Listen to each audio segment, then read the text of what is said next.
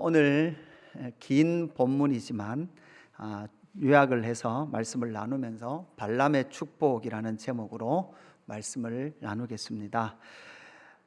가지 않는 길이라는 시가 있습니다. 로버트 프로스트라는 사람이 지은 시인데요. 이 시인은 어릴 때 아주 자연 풍광이 좋은 시골에서 그렇게 자랐습니다. 그렇게 시골에서 자라면서 많은 길들을 보면서 그는 생각했던 것 같습니다. 이렇게 시가 시작됩니다. 단풍 든 숲속에 두 갈래 길이 있었습니다.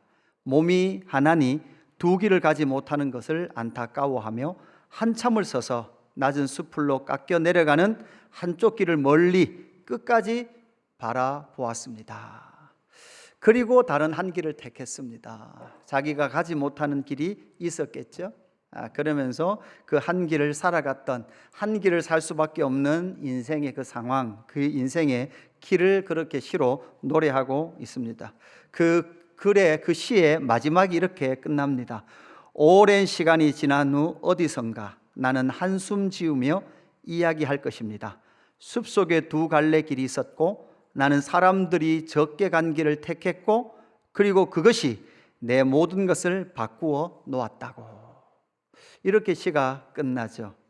오랜 시간이 지난 후에 어디선가 나는 한숨을 지으며, 그러니까 한숨이라는 단어로 번역하면 이 결론이 조금 무거운 것 같고, 그러나 이 한숨 때로는 영광의 탄식으로 결론이 된다면 사람이 많이 찾지 않은 그 좁은 길을 갔던 이 시인의 영광의 노래도 될 수 있다라는 생각에 두 가지 생각이 함께 머무른 그런 시더라고요.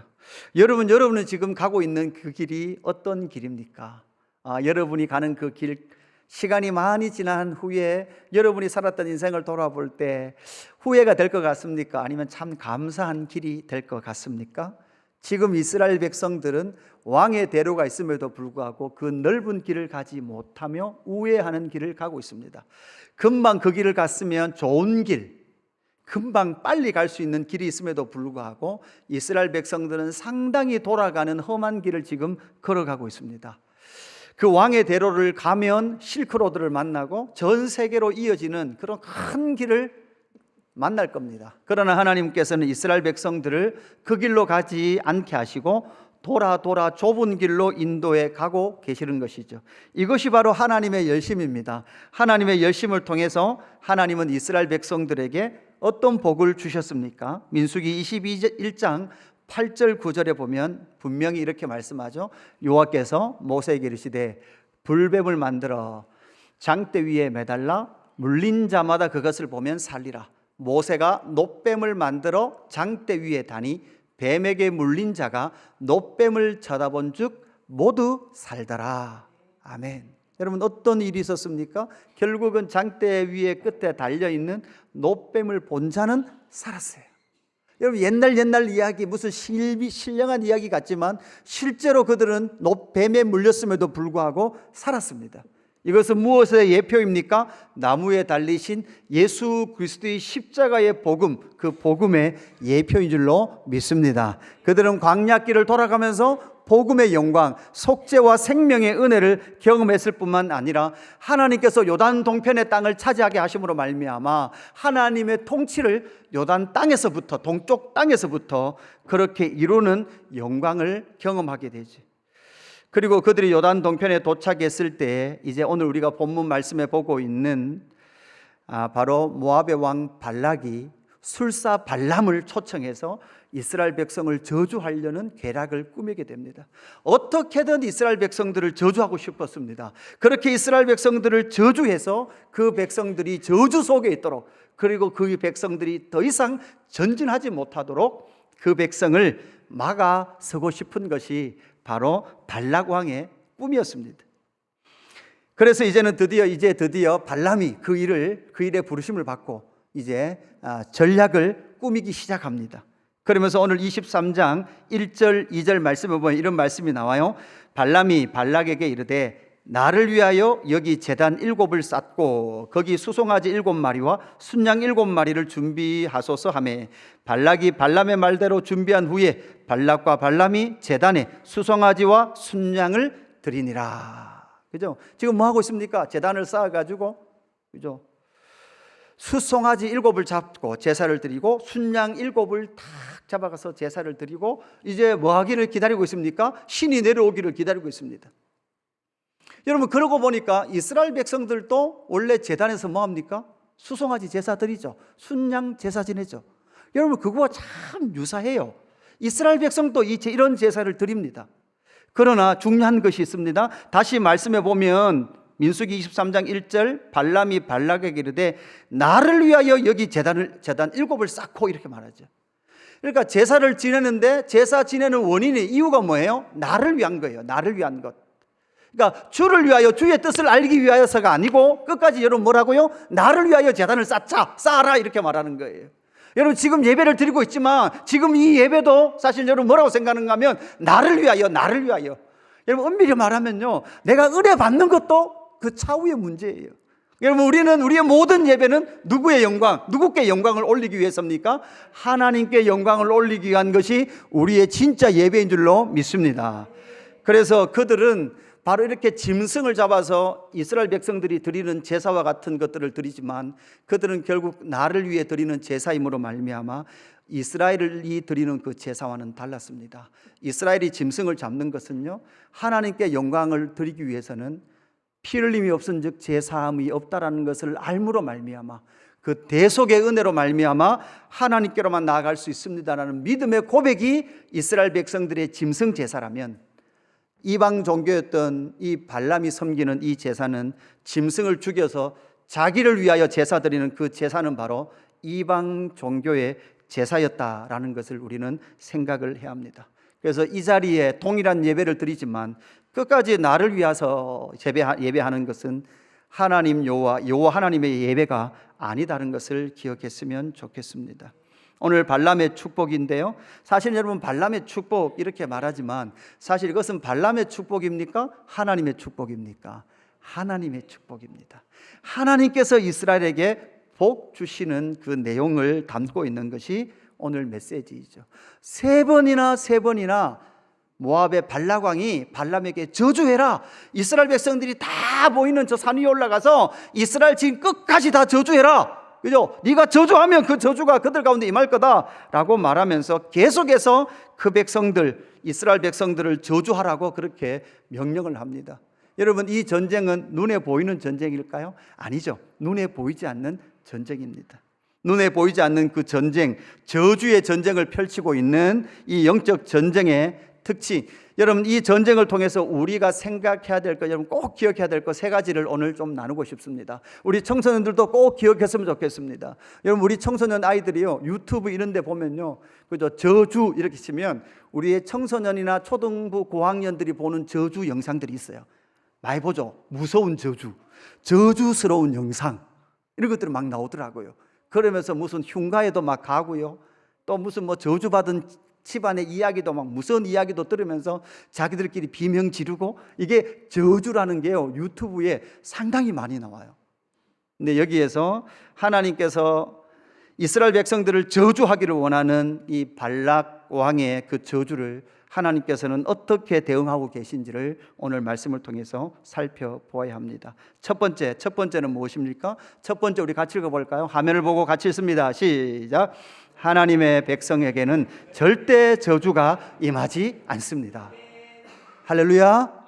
예, 그죠? 하나님의 백성에게는요, 누가 저주하려고 해도 어떤 저주도 임하지 않는다라고 하나님께서 말씀합니다. 민수기 23장 7절 8절 말씀에 보면 이렇게 말합니다. 발람이 예언을 전하여 말하되 발락이 나를 아람에서 모압 왕의 동쪽 산에서 데려다가 이르기를 와서 나를 위하여 야곱을 저주하라. 이거 뭐라고요? 야곱을 저주하라. 야곱이 누구예요? 이스라엘이잖아요. 와서 이스라엘을 꾸짖으라 하도다. 하나님이 저주하지 않으신 자를 내가 어찌 저주하며 여호와께서 꾸짖지 않는 자를 내가 어찌 꾸짖으라. 여러분, 하나님은 이스라엘 백성을 저주하십니까? 하지 않습니까? 저주하지 않습니다. 그래서 하나님이 이스라엘 백성들을 저주하지 않기 때문에 이스라엘 백성을 저주할 수 있는 어떤 존재도 없는 줄로 믿습니다.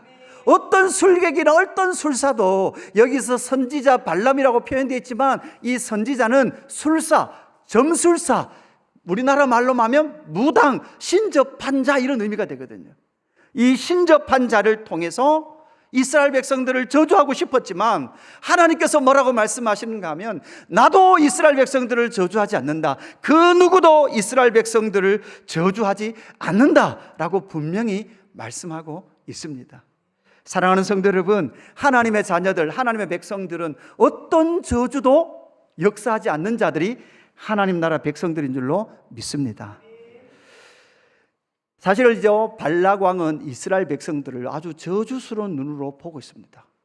그래서 그 증거가 뭔가 하면 민수기 22장 3절에 아침 묵상에도 말씀드렸지만 모압이 심히 두려워하였으니 이스라엘 백성이 많음으로 말미암아 모압이 이스라엘 자손 때문에 번민하더라 이렇게 되어 있다 그랬죠. 근데 여기 번민하더라를 원래 원어로 번역을 하면 어떻게 된다고요? 이스라엘 백성들 때문에 그가 이스라엘 백성들을 혐오하더라 이런 의미가 돼요. 혐오스럽게 보는 거예요.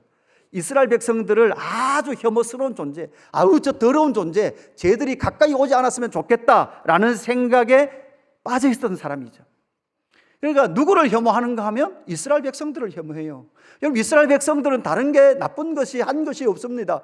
하나님의 약속의 땅을 차지해 가고 있었고 하나님께서 허락하신 그 땅만 차지해서 하나님의 나라로 세우시면 되는 거예요. 왜냐하면 하나님이 그 땅을 약속으로 주셨기 때문에. 그래서 하나님이 전쟁하지 말라고 말했던 에돔과도 전쟁을 하지 않습니다. 사실은 모압과도 전쟁하지 않죠. 하나님이 전쟁하지 말라는 민족은 전혀 전쟁하지 않았습니다. 하나님께서도 또한 전쟁하기 전에도요, 하나님께 항복해라, 항복하면 샬롬이다 라고 먼저 말해주거든요. 근데 그걸 거부하면 뭐가 되는 거예요? 전쟁이 되는 겁니다. 그들이 항복하지 않았기 때문에 전쟁이 되는 거죠.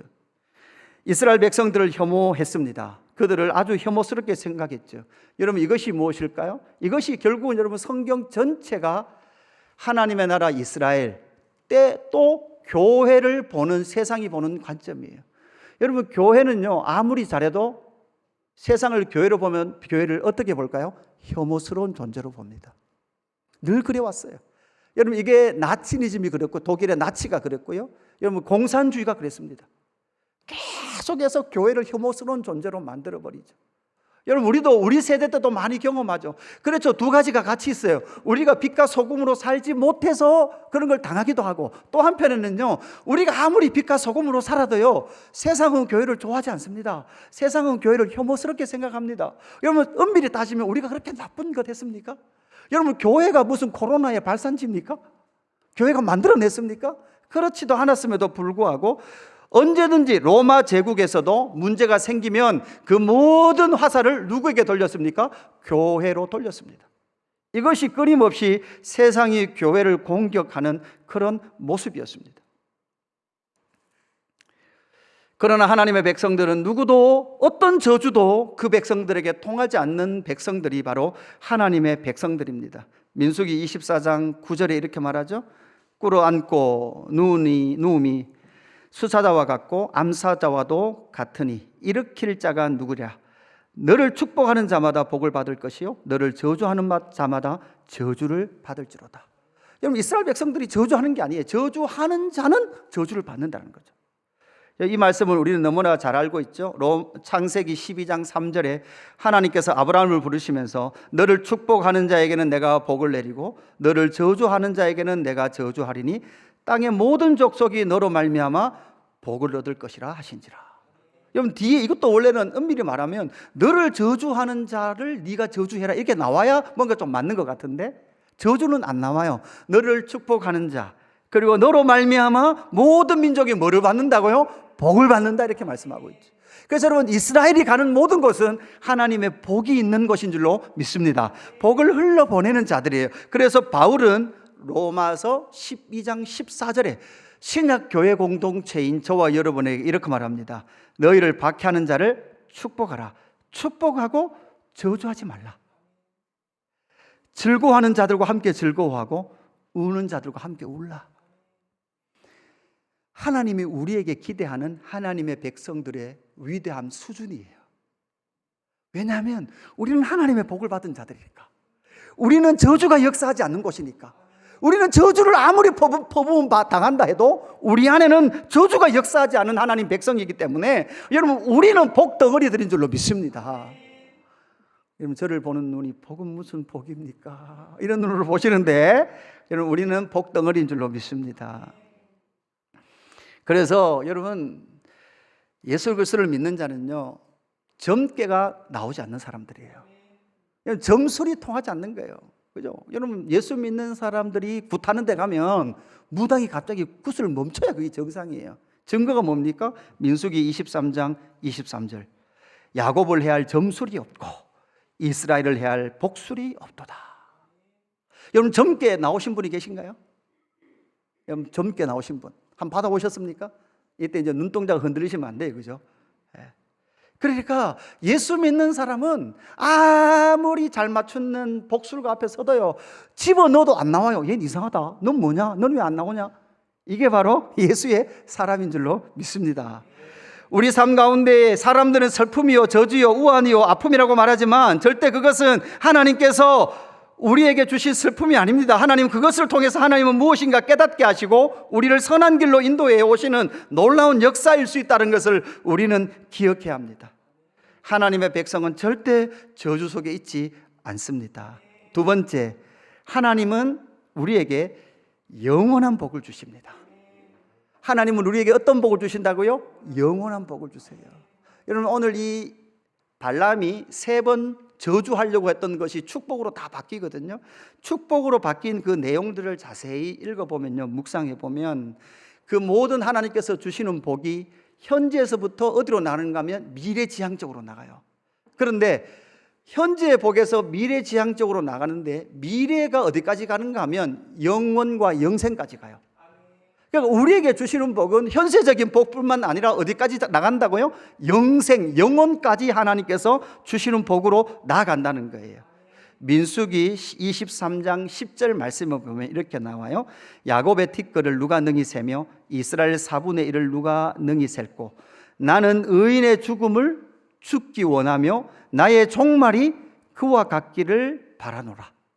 그러니까 지금 이게 누가 하는 말이에요? 발람이 하는 말이에요. 발람이 뭐라고 말하는가 하면 나는 의인의 죽음을 죽기를 원하는 거예요. 나의 종말이 누구 같기를 원해요? 이스라엘 같기를 원한다, 이렇게 노래하는 거죠. 그러니까 지금으로부터 시작해서 어디까지? 죽음과 종말의 복까지 하나님께서 누구에게 주셨다는 거예요? 이스라엘 백성들에게 주셨다는 거예요. 여러분, 우리는 어떤 복을 받았습니까? 우리는 미래지향적인 복을 받았습니다. 여러분, 그래서 여기서 우리가 착각하지 말아야 됩니다. 오해하지 말아야 됩니다. 어떤 세상 나라는요, 기독교 신앙을 뭐라고 평가하는가 하면 마약과 진통제와 같다. 오늘의 현실을 잊어버리기 위해서, 오늘의 고통을 잊어버리기 위한 마약과 같다. 기독교를 이렇게 평가합니다. 아닙니다. 기독교는 그런 종교가 아니라, 기독교 복음은 그것이 아니라 오늘과 미래 그리고 영원까지 하나님께서 영원한 복을 주시기 위하여 작정하시고 그 복을 주신 것이 바로 복음이요, 하나님의 나라 백성들인 줄로 믿습니다. 그래서 우리는 오늘도 기쁘고 내일도 기쁘고 영원도 저와 여러분 가운데 주신 복인 줄로 믿습니다. 여러분, 그러면서 여기 하나님께서 주신 복 중에 뭐 수사자, 뭐 암사자, 그죠? 이런 내용들이 많이 나옵니다. 사자 이야기가 많이 나와요. 여러분, 이 사자 이야기는 어디에 기인하고 있을까요? 우리가 잘 알듯이 야곱의 축복이라고 말하는 창세기 49장에 보면 49장 9절, 특별히 유다 지파를 축복하면서 유다는 사자 새끼로다. 내 아들아, 너를 움킨 것을 찢고 올라갔도다. 그가 엎드리고 움크림이 수사자 같고 암사자 같으니 누가 그를 범할 수 있으랴. 규가 유다를 떠나지 아니하며 통치자의 지팡이가 그 발 사이에서 떠나지 아니하시기를 실로가 오시기까지 이르니니 그에게 모든 백성이 복종하리로다. 여러분, 이 규가 누굽니까? 이 사자가 누구이십니까? 바로 예수 그리스도이신 줄로 믿습니다. 그 예수 그리스도의 통치의 지팡이, 이게 규입니다. 규. 여러분, 하나님이 우리를 예수 그리스도를 통하여 다스리고 계신 줄로 믿습니다. 여러분, 신앙은 무엇입니까? 예수 그리스도의 통치를 받는 거예요. 여러분, 내 감정과 내 생각과 내 의지가 예수 그리스도의 통치를 받는 거예요. 그로 말미암아 그 복된 삶을 이 땅 가운데 살아가게 된다는 거죠.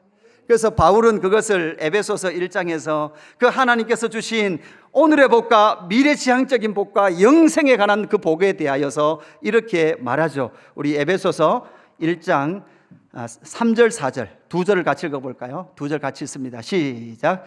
찬송하리로다 하나님 곧 우리 주 예수 그리스도의 아버지께서 그리스도 안에서 하늘에 속한 모든 신령한 복을 우리에게 주시되 곧 창세전에 그리스도 안에서 우리를 택하사 우리로 사랑 안에서 그 앞에 거룩하고 흠이 없게 하시려고. 그죠?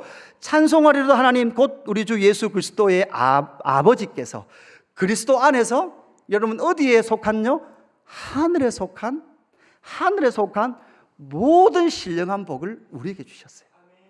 따라합시다. 나는 하늘에 속한 모든 신령한 복을 받았습니다. 여러분, 그래서 때로는요 우리 눈에 잘 안 보일 때가 있다고요.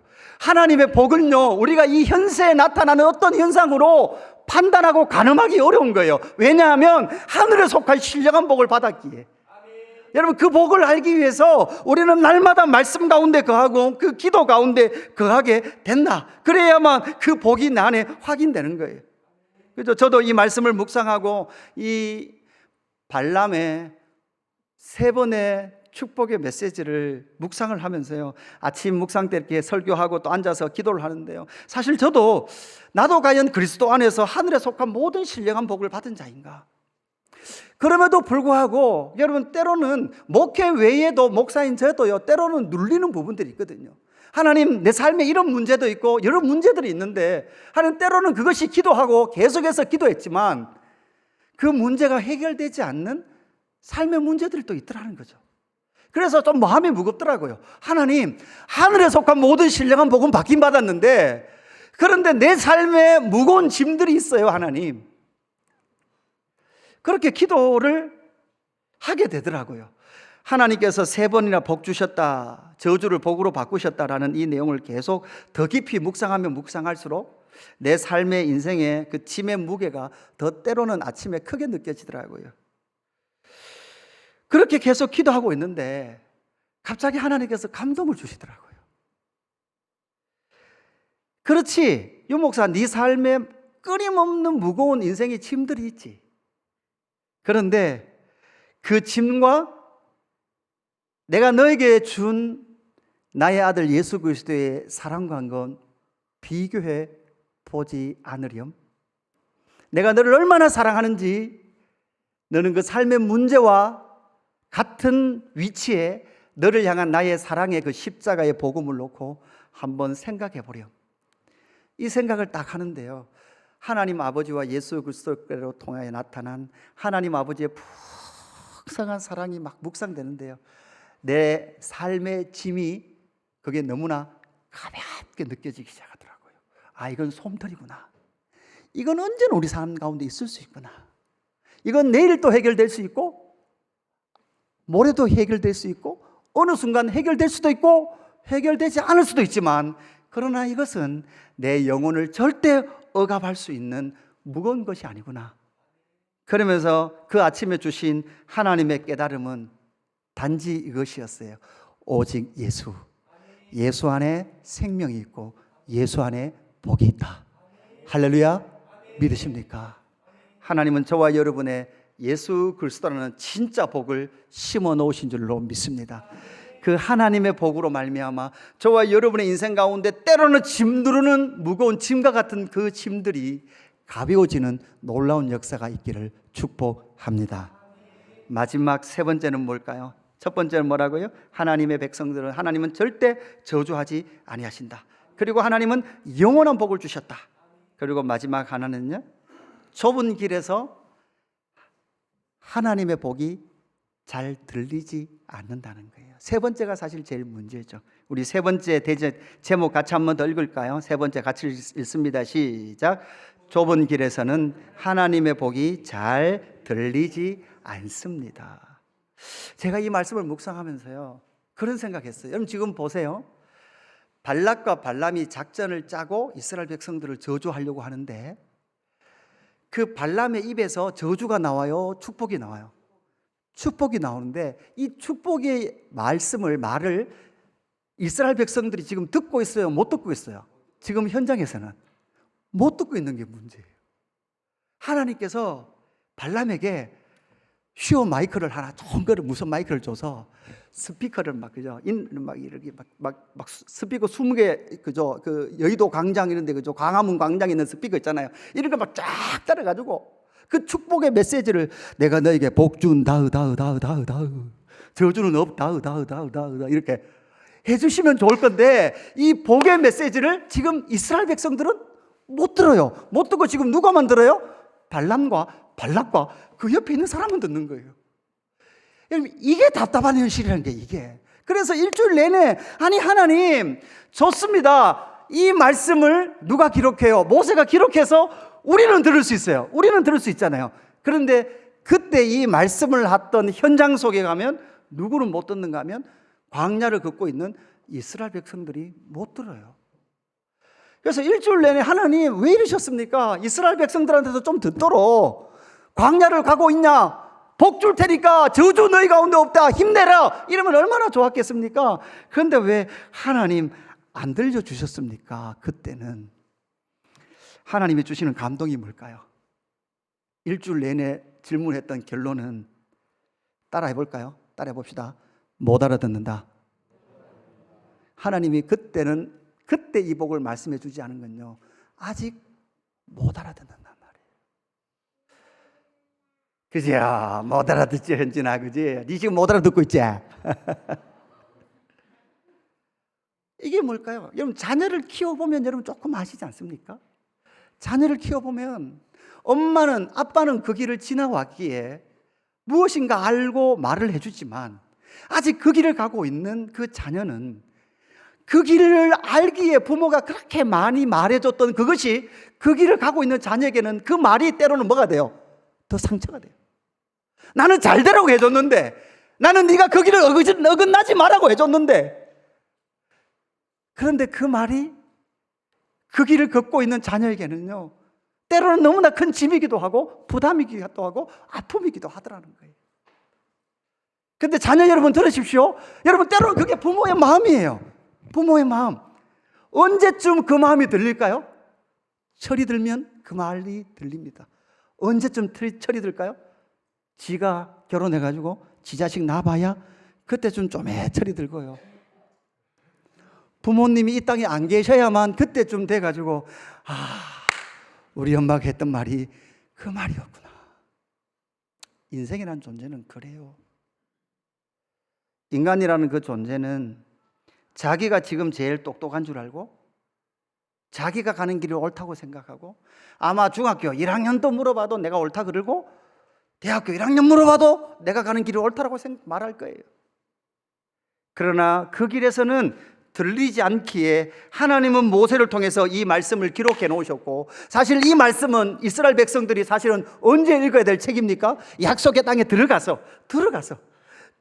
그들이 힘겨울 때 하나님의 나라를 세워가는데 힘에 부닥칠 때 조금 어려울 때 그 백성들은 다시금 말씀을 열어서 광야 길을 가면서 너무나 힘들었을 그때 내가 다 인식하고 모르고 있었지만 하나님께서 우리를 향한 그 저주를 막으시고 그 모든 저주를 뭐로 바꿔내셨다? 축복으로 바꿔내셨다라는 그 은혜의 말씀을 약속의 땅에 들어가서 읽을 때 역시 하나님은 우리에게 복 주시기를 원하시는구나. 하나님은 우리에게 절대 저주 내리지 아니하시고 우리를 복으로 감사하시고 복으로 인도하시는구나 라는 그 믿음이, 그 은혜가 바로 그 땅에 들어가서 그 백성들이 누릴 하나님의 복이라는 거죠. 여러분 언제부터 들릴까요? 하나님의 나라에 들어가서 하나님의 사랑을 깊이 경험할 때 하나님의 복의 메시지가 들려지기 시작해요. 그 전의 복은요 자꾸 이 세상에 보이는 현세적인 복으로 판단해요. 그것으로 하나님을 가늠해요. 이것이 인간의 문제라는 거죠. 여러분 저는 말씀을 묵상하면서 참 독특한 걸 발견했습니다. 뭔가 하면 계속해서 저주하고 싶은데 축복이 계속 터져 나오는 발람이요 누가 변화되는가 하면 발람이 막 실실 변화되기 시작해요. 그 저주의 사자였던 이 발람이요 처음에는 23장 12절에 보면 발람이 대답하여 이르되 여호와께서 내 입에 주신 말씀을 내가 어찌 말하지 아니할 수 있으리까.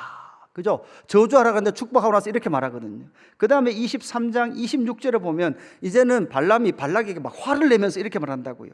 그죠? 내가 당신에게 말하여 이르기를 여호와께서 말씀하신 것은 내가 그대로 하지 않을 수 없다고 하지 아니하더니까. 나는 하나님이 말하는 대로 말할 수밖에 없다고 말 안 했습니까? 막 화를 내요. 세 번째는요. 세 번째 가면 발람이 이렇게 말해요. 발람이 자기가 이스라엘을 축복하는 것을 여호와께서 선히 여기심을 보고 전과 같이 점수를 쓰지 아니하고 그 낯을 광야로 향하여. 그러니까 발람이요. 세 번째는 뭐도 안 써요? 점술도 안 써요. 점괘도 안 부려요. 이제는 자기도 어쩔 수 없어요. 자기 입에 뭐밖에 안 들어와 있어요. 지금 여호와의 말씀밖에 안 들어와 있어요. 뭐밖에 안 들어와 있어요? 여호와의 축복밖에 안 들어와 있어요. 말만 하면 뭐가 나와요? 여호와의 축복이 나와요. 자기가 어떻게 할 수가 없어요. 여호와의 축복밖에 안 나와요. 사랑하는 성도 여러분, 하나님의 복이 여러분 가운데 임하는 줄로 믿습니다. 하나님이 복의 근원이신 줄로 믿습니다. 여러분 잘 들으십시오. 하나님이 저에게 이런 말씀을 넣어주는 게 몇 번 없어요. 잘 들으셔야 돼요. 그죠? 그러면서 저는 이 말씀을 묵상하면서 여러분 본의 아니게 저와 여러분 인생 가운데서도요 누군가로부터 받았던 저주스러운 말이요 저와 여러분의 인생을 꼭꼭 묶고 있다는 것을 발견시켜 주시더라고요. 저도요 개척하기 전이었을 것 같아요. 어느 기도원에 가서 기도를 하고 있었는데 뭐 이렇게 같이 집회였어요. 집회. 근데 어떤 신령하고 기도 많이 하신다는 전도사님이 저를 위해서 기도해 주시면서 이렇게 말하더라고요. 저는 곧 개척을 하려고 준비하고 있는데 뭐라고 말하는가 하면 이 상태로 목회하면 안 되겠는데, 이 상태로 목회하면 안 되는데, 이게 뒤에서 그렇게 말을 하는 거예요. 그 말을 듣고 나서요 얼마나 마음이 지금 내 상태는 목회할 수 있는 상태가 아닌가 보다. 그러니까 개척하기 전에 마지막에 그거 주제했다니까요. 근데 지금 내린 결론은요 인간의 상태로는요 목회할 수 있는 사람 한 사람도 없다. 무슨 말 이해되십니까?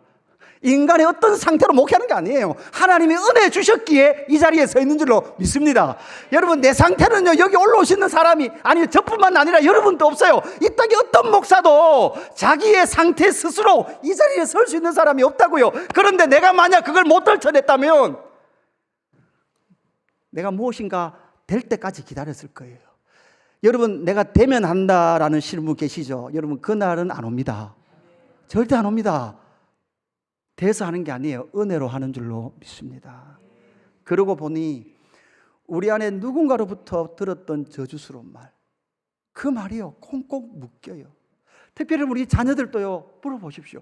자녀들에게 여러분 죄의 본성은 여러분 꺾으셔야 됩니다. 여러분 죄의 본성이 올라오면 강력하게 꺾으셔야 돼요. 거기서 밀리면 안 돼요. 그러나 여러분 그렇다고 해서 대부분 여러분 제2의 본성을 꺾으려고 자녀들에게 화를 내는 게 아니라 대부분 부모님들은요 자기 화를 못 이겨서 자녀에게 화를 내면서 그때 했던 말이 자녀에게 뭐로 남을까요? 때로는 자신의 삶을 얽매는 저주스러운 말로 꼭꼭 자기를 묶는다고요. 저렇게 예쁜데 어디 하나 손댈 것 없이 예쁜데 그걸만 보면 앞팀, 옆팀, 뒤팀, 위팀을 해야 되고 턱을 깎아야 되고 그냥 이런 끊임없는 외모와 성적과 자기의 삶의 어떤 능력으로 가늠되는 이 세상 속에 끊임없는 저주스러운 말들을 들었단 말이에요. 복음은 무엇입니까?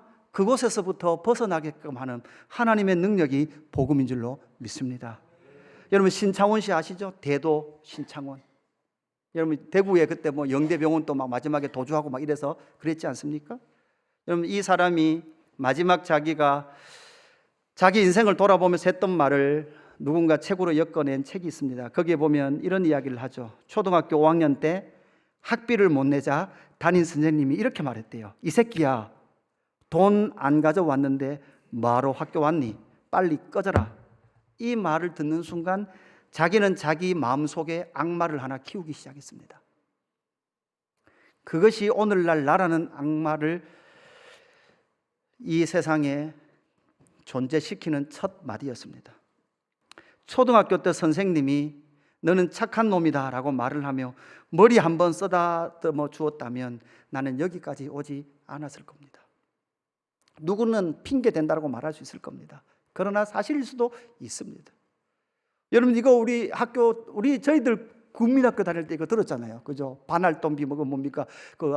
육성회비 안 가지고 오면, 그거 왜 안 가지고 왔냐고. 그죠? 그거 안 갖고 오려면 학교도 오지 말라고. 그죠? 반면에 여러분, 이국종이라는 의사 선생님 아시죠? 이국종. 이 사람 아버지가 원래 장애인이셨고 국가유공자셨대요.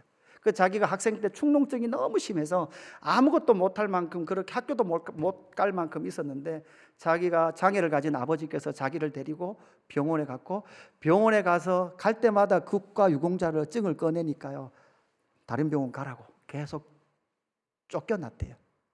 그런데 의사 이학살이라는 의사 선생님을 만났는데, 그 의사 선생님이 이국종에게 이렇게 말했대요.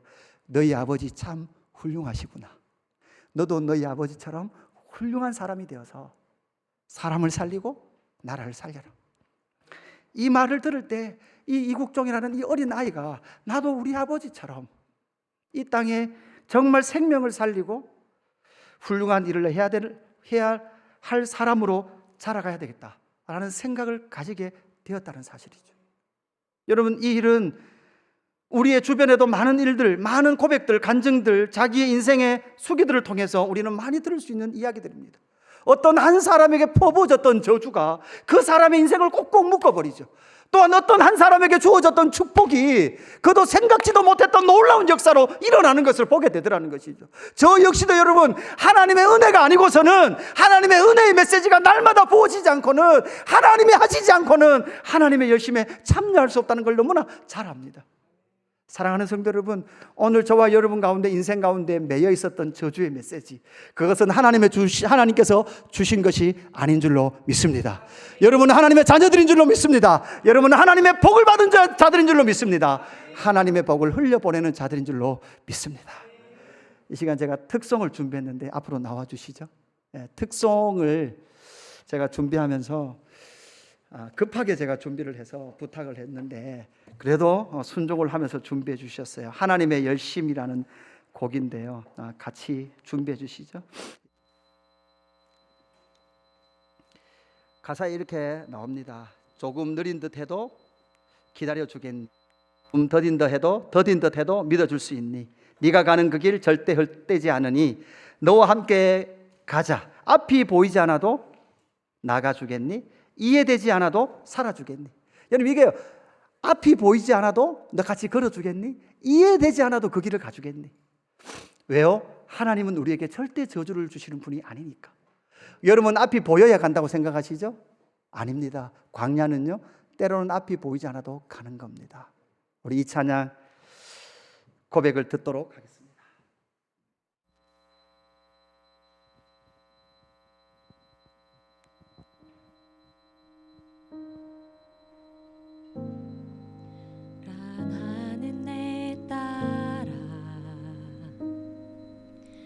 너의 자금도 내겐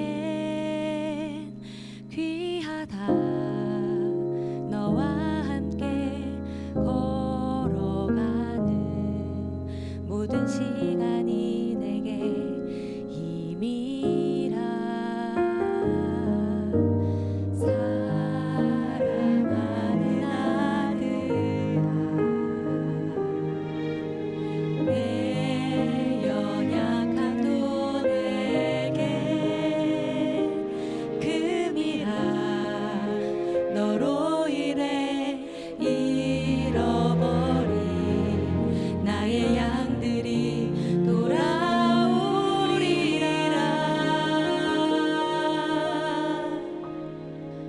조금 느린 듯해도 기다려주겠니?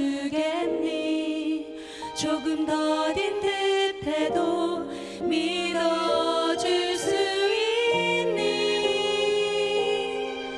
네가 가는 그 길 절대 헛되지 않으니 나와 함께 가자. 앞이 보이지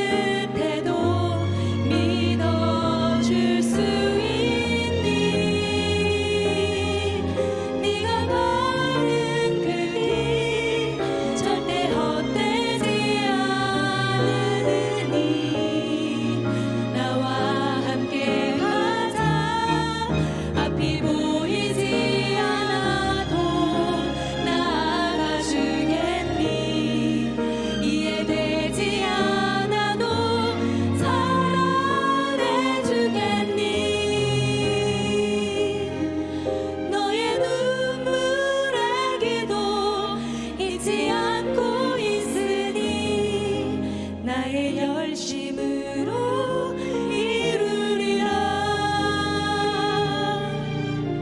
내게 그 땅을 부탁한다.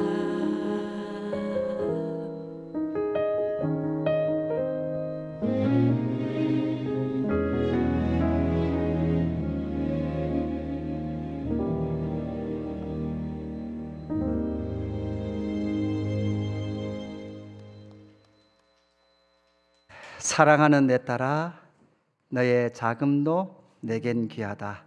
너와 함께 걸어가는 모든 시간이 내게 힘이라.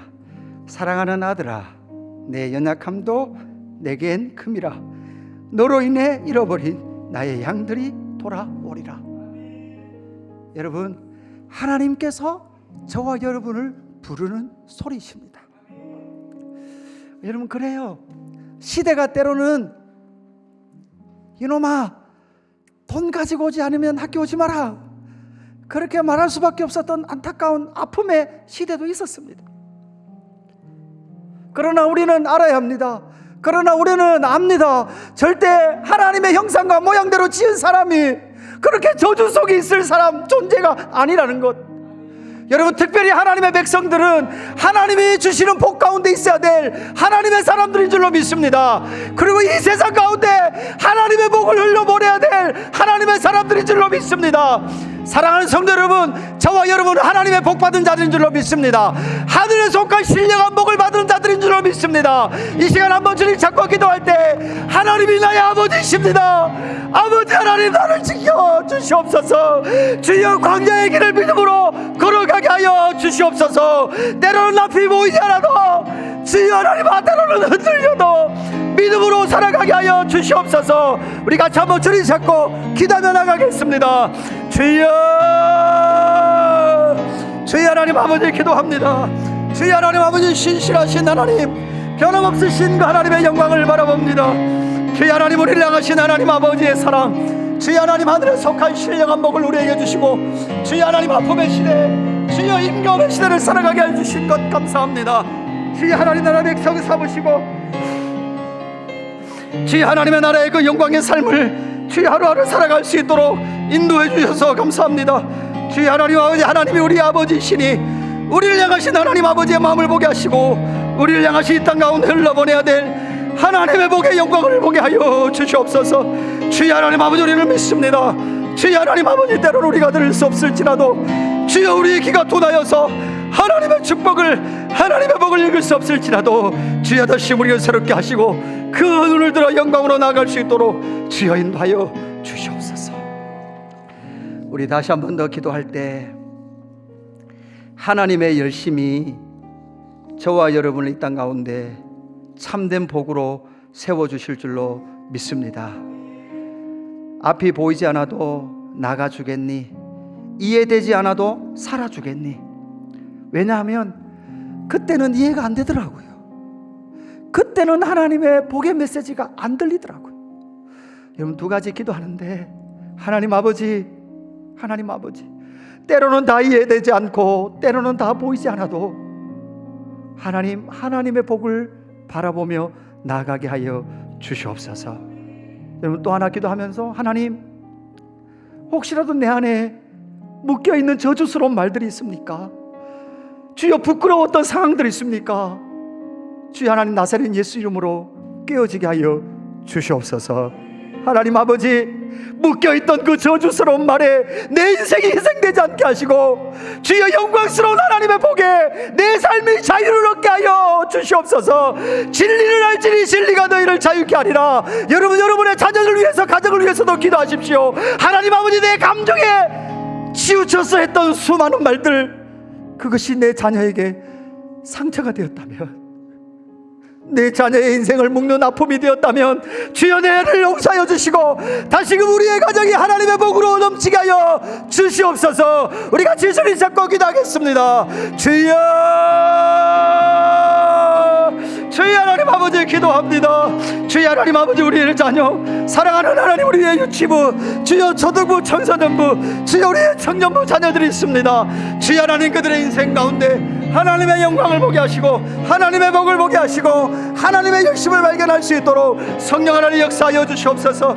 주여 하나님 아버지, 우리의 자녀들, 주여 하나님 부모된 우리가, 주여 하나님 우리의 분노 가운데 있었던 수많은 그 말들이 주여 하나님 그 백성 그 자녀들을 향한 말일지라도 주여 하나님 그 자녀들이 매여 있는 영역들이 있다면 주여 위로하여 주시옵소서. 주여 위로하여 주시옵소서. 주여 위로하여 주시옵소서. 주여 하나님 아버지, 알아들을 수 없는 그 말, 주여 하나님 아버지, 그때 알아들을 수 없던 주여 그 수 없는 말들이 우리의 자녀의 맴이 되었다면 주여 하나님 다시금 풀어짐의 역사가 주여 있게 하여 주시옵소서.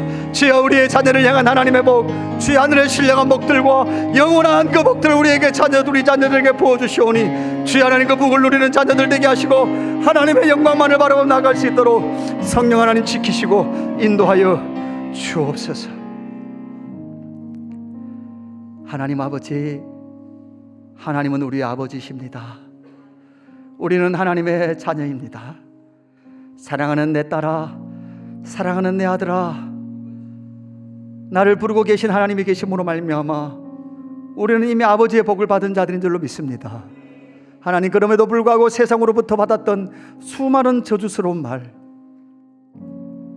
부끄러웠던 그 상황에 내 인생이 매여 있었음을 고백하오니 주여 하나님, 우리의 그 모든 매임이 나사렛 예수 그리스도의 이름의 능력으로 풀어지게 하여 주시옵소서. 내 심령과 마음의 자유를 선포하노라. 내 인생의 모든 하나님의 백성들의 인생을 자유를 선포하오니 주여 자유 안에 기뻐 뛰노는 하나님의 백성들 되게 하여 주옵소서.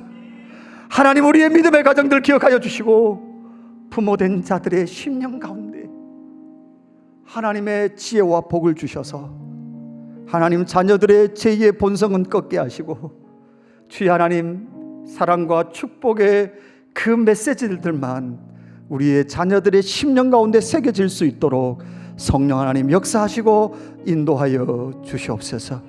하나님, 내 분에 못 이겨 행하지 않게 하시고 내 분에 못 이겨 말하지 않도록 주여 인도하여 주옵소서. 우리의 사랑스러운 자녀들, 하나님 어린이 주일을 맞이해서 우리의 자녀들 하나님의 복 가운데 거하는 줄로 믿사오니 주여 인도하여 주옵소서. 하나님, 어버이 주일입니다.